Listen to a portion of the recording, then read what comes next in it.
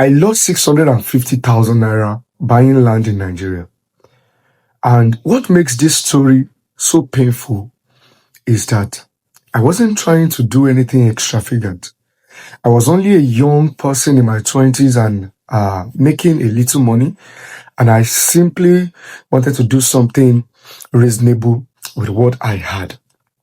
I thought I was making a smart decision. I thought I had found a genuine piece of land. I trusted someone I knew. I paid.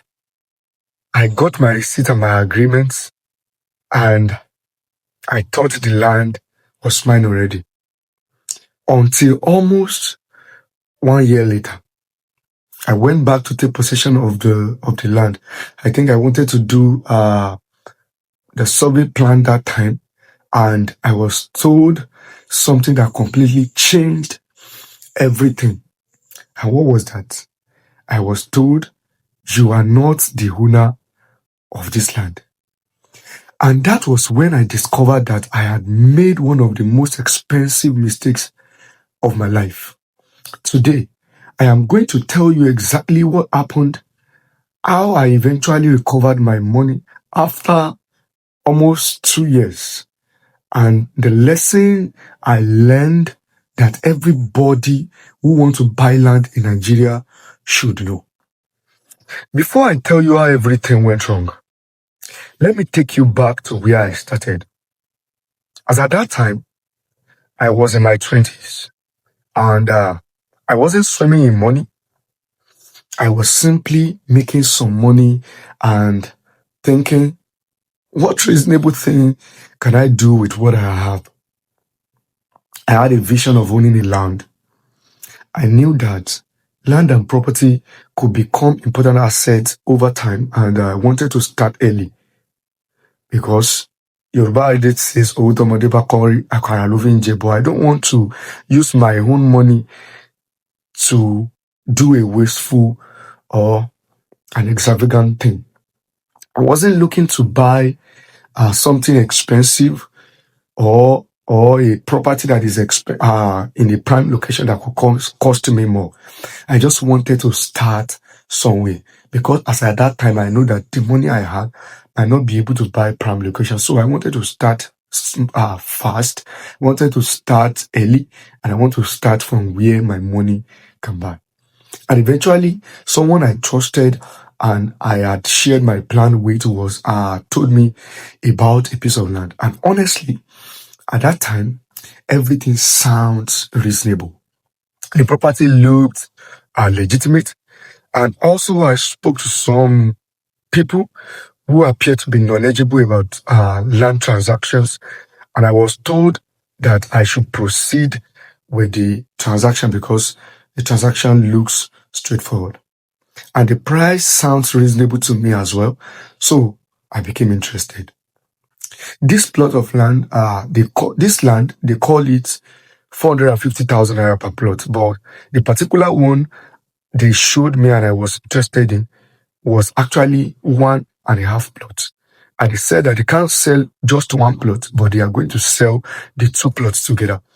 And they said instead of paying 450,000 for one plot, I should pay 700,000 for the 1.5 plots, of which I negotiated, and eventually they agreed that I should pay 650,000.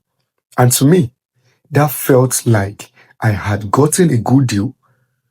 I had, I had planned to buy land, and I have found one within which I could afford. I negotiated the price down, and someone I trusted had introduced me to it. So, what could possibly go wrong? That was the mindset I had.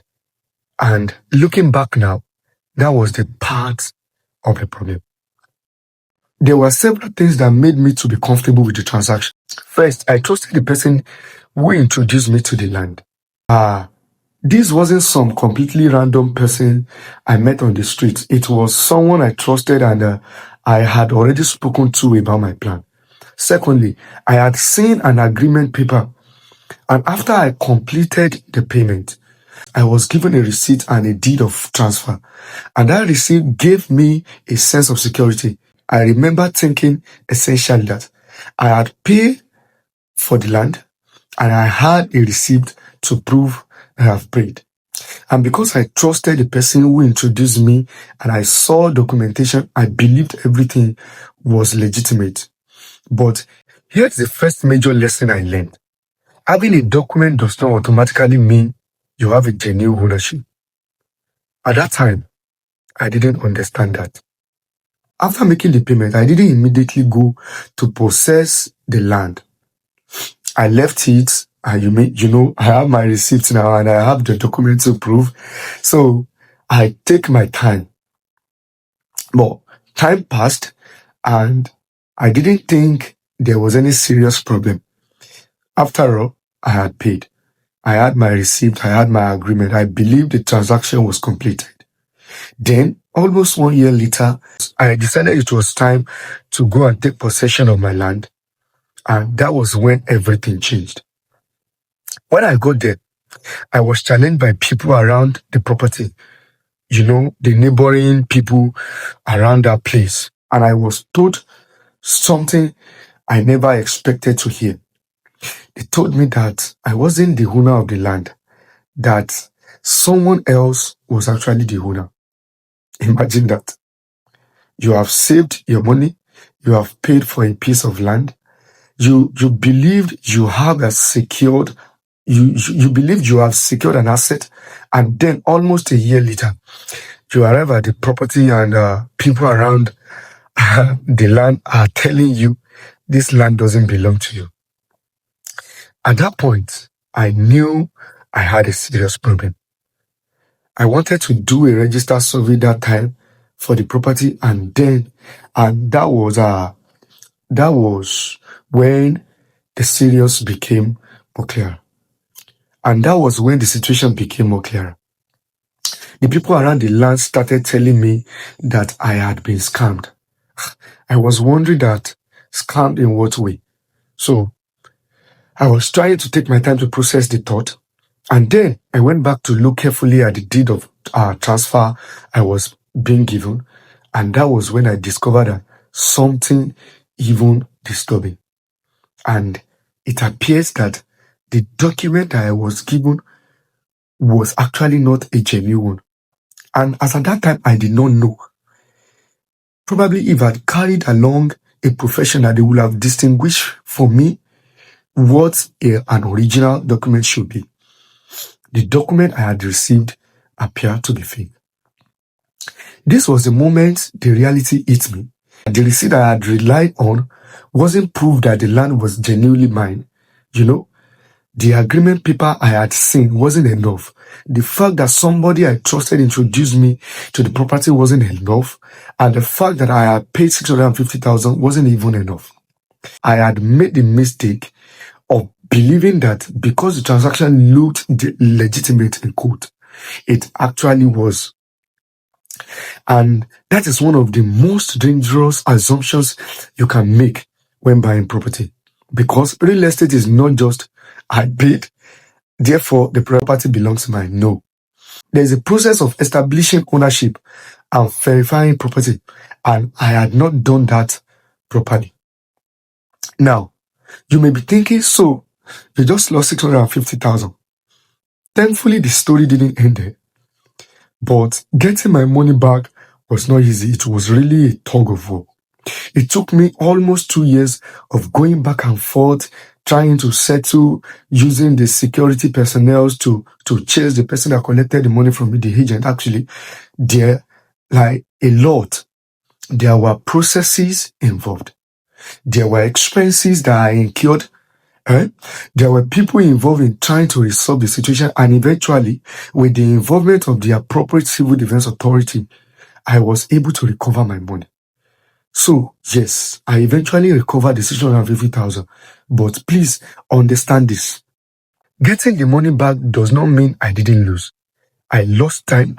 I spent money trying to resolve the matter. I experienced the stress. It was really a serious one. And most importantly, I learned a lesson that I could have learned without losing 650,000 in the first place. And this is the part I really want you to pay attention to, because if you are trying to buy land in Nigeria, these lessons could save you a lot of money and stress. The number one lesson I learned is that never rely solely on person selling the property. The first lesson I learned is that you cannot make your property verification dependent entirely on the person selling the property. Even if the person is someone you know, even if someone you trusted introduced you, even if the person appeared to be knowledgeable, you still have to verify that property independently, because at the end of the day, you are the one putting your money into the transaction. Don't outsource your responsibility to verifying what you are buying. The number two lesson is that trust is not due diligence. They are two separate things. This one is very important. I trusted the person who introduced me, and there is nothing wrong with trusting people. Please understand that there is nothing wrong with trusting people. But when it comes to real estate, trust should not be replaced with verification. You can trust someone and still ask questions. You can respect somebody and still verify the document. You can believe somebody and still conduct proper due diligence. Those things are not disrespectful. They are responsible. You see, trust the person, but verify the property. The number three lesson I learned is that don't confuse documentation with genuine ownership. It is two different things entirely. This was one of the biggest lessons from my experience. I saw an agreement, quite all right. I also received the receipt, and I also received the deed of transfer. And those documents make me feel secure. But later, I discovered that the deed I had received appeared to be fake. Today, if someone tell me, don't worry, there are documents, my next question will be that, what are the documents that is available? And then, who issued them? Can they be independently verified? Do they actually establish the seller's right to sell the property? A document is not valuable simply because it has writing on it or because someone handed it over to you. You need to understand what the document is, what it represents, and whether it is genuine, and even whether that document is verifiable. Now, to the number four lesson I learned. Don't allow urgency to replace due diligence. Sometimes, when people are buying land, they hear things like, if you don't pay now, someone else will buy it. And so what? They hear things like, the price is going up. You have to decide today. And because we are afraid of losing a good deal, we rush. But here is something I want you to remember. A good property that you properly verify is better than a cheap property that you regret buying. Don't let the fear of missing out make you skip the checks that could protect your money. The number five lesson. Understand every cost before you pay. Another lesson I learned is that you shouldn't look only at the advertised price of the land. The price of the land is one of the parts of the transaction, depending on the property and the location. There can be other costs associated with acquisition, documentation, professional services, surveys, registration of your documents, and other processes.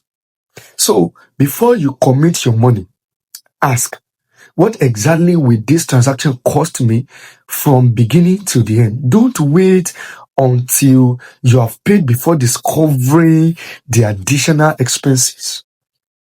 And this is actually something I am going to cover in my next video. And I titled that video, The Hidden Cost of Buying Property in Nigeria, that many first-time buyers don't budget for. Now, number six lesson I learned. Another mistake I made was not understanding the importance of getting the right professional involved in my process. When you are dealing with something as valuable as land, you shouldn't assume that because someone knows about property, they automatically know everything you need to know. Depending on the transaction, just like I said earlier, you may need the appropriate legal and professionals to help with verification and documentation. The goal isn't to spend money unnecessarily. The goal is to spend the right amount of money to reduce the risk of losing a much larger amount. Sometimes people try to save money by avoiding professional help.